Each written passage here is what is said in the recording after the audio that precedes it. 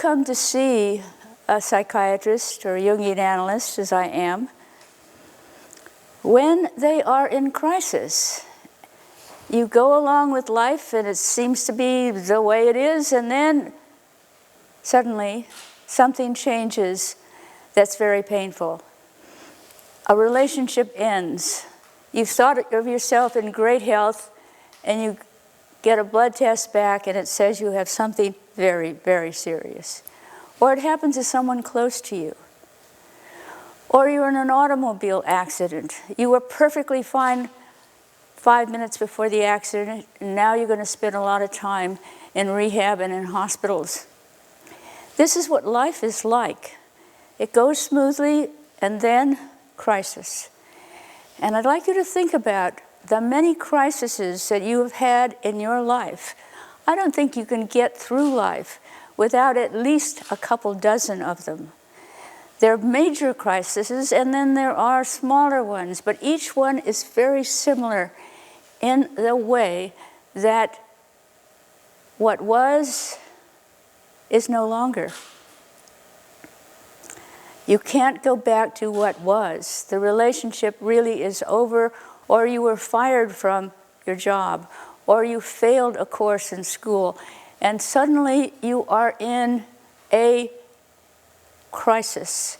And crisis brings on something that is good to think about as a liminal space, because that's where, during this pandemic, global pandemic caused by COVID-19, we are all now in this liminal space where we can't go back.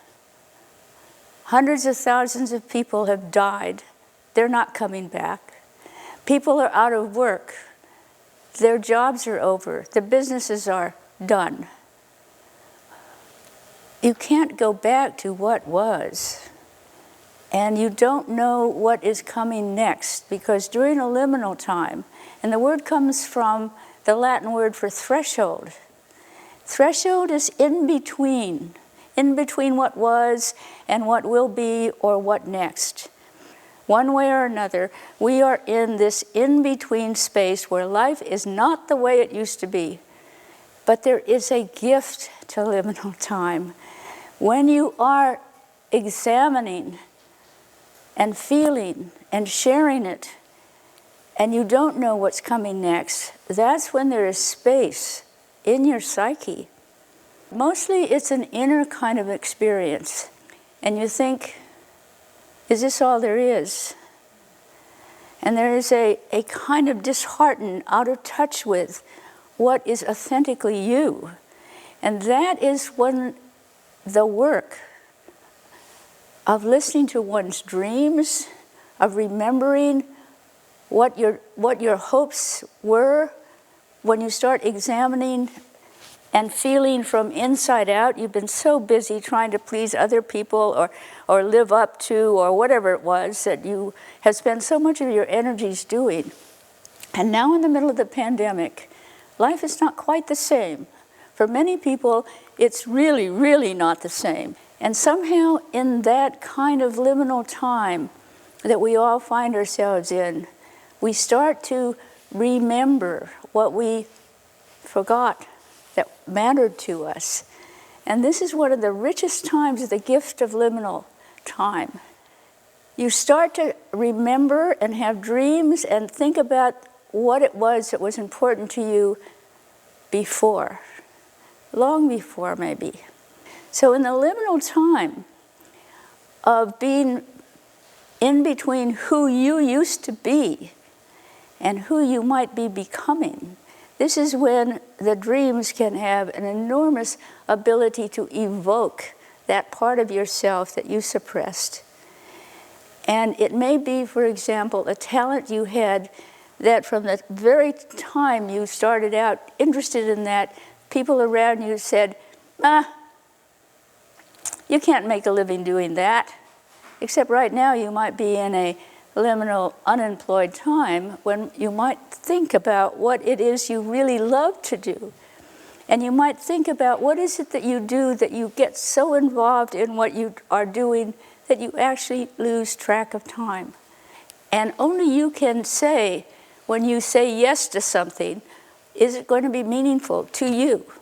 Will it be fun for you?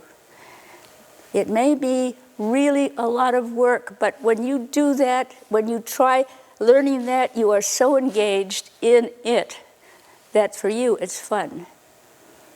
And the other thing is what you are drawn to do, motivated by love. Love of the space you get into when you do it. Love of being with that person and what that person represents. It's a very inside-out kind of decision to make about how you spend the energy of your life. The idea of a crisis is a turning point, and I'm remembering the labyrinths that I've walked, and how it is you think you're going in a straight line, and then, oops, turning point. And the path that you were on suddenly moves you in yet another direction. But if you stay on that path because it is your path, you'll have many different turning points, but it is the way your life unfolds. Through the turning points of crisis, through the times when you stop and feel and follow heart and soul and make decisions. Sometimes it's unexpected and a positive thing. I think about how it is that I turned out to be a doctor, in part because it's a surprise, because in high school and what I was on track to be was to go into law. But I went up in the mountains one summer, just before becoming a senior in high school, and I thought about my birth-injured brother, who never even learned to talk. I could have been him. There's no reason why he came into this world and had to suffer his impaired life, and I was a star of the family. There was just at that point a deep sense of humility of that I had done nothing to be the spared child. It was a sense of deep humility and a sense of wanting to know what I should do with my life. And in that mountainous area, I got the strong interior message that you should be a doctor. And I promised I would. I was never that great in the sciences. And so I said, well, maybe I made a mistake. And then I started to work with people, and I had a sense that helping people was really what my assignment was. There's something about this liminal space between what was and what will be, where synchronicity in the form of what I call the dandelion effect, that you pick a dandelion and you blow out the seeds and the winds take them. It's the internet winds carry the words that I may speak out somewhere, and the idea is that people need words to understand what's going on inside, because they need to have a sense of why they are motivated from inside out to do what they are doing. And if I say something and it goes out on the internet winds and it lands in the fertile soil of a soul that just needed some justification, the right words to say, this is who I am, this is who I was meant to be. And this liminal time of being in crisis is an opportunity. The Chinese word for crisis, the pictograph, it's made up of two pictures, danger and opportunity. And that's where we all are in this liminal time, in this time of pandemic, where things are not the same. But one of the things that most people are doing more than they used to do is that they are dreaming more, that they are feeling more and remembering more of what it was in their path, on their path, that brought them to where they are now, where they are in a moment of choice about what they will do with their lives. Now, in liminal time, there's the opportunity to decide what you're going to do with your time and what is your dream saying. And might this be a time not just for you personally, but for humanity in general? There is a global pandemic going on. There's a global warming going on. In California, anyway, where I live, we've had wildfires. There was a day when the sky was orange. It was like the end of time. So we are in an extraordinary, important liminal time where every person can contribute something to shift it, one direction or another. And I have been writing a number of things, and I put a memoir out into the world, and then I got interviewed for a Lifetime Achievement Award recently, and they have a whole bunch of questions, and one stood out: what do you want your legacy to be? I'm 84 this year, and I thought, I'm not done yet. And so I pulled the memoir back, because I am not done yet. And that's the kind of inner feeling that doesn't come from outside. And to pay attention to what's inside that's saying what it is. And that's what happens when you are in a liminal time and you're receptive to being who you are.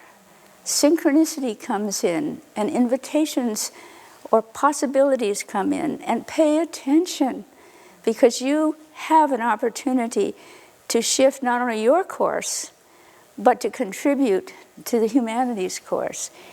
And I'm thinking about how it is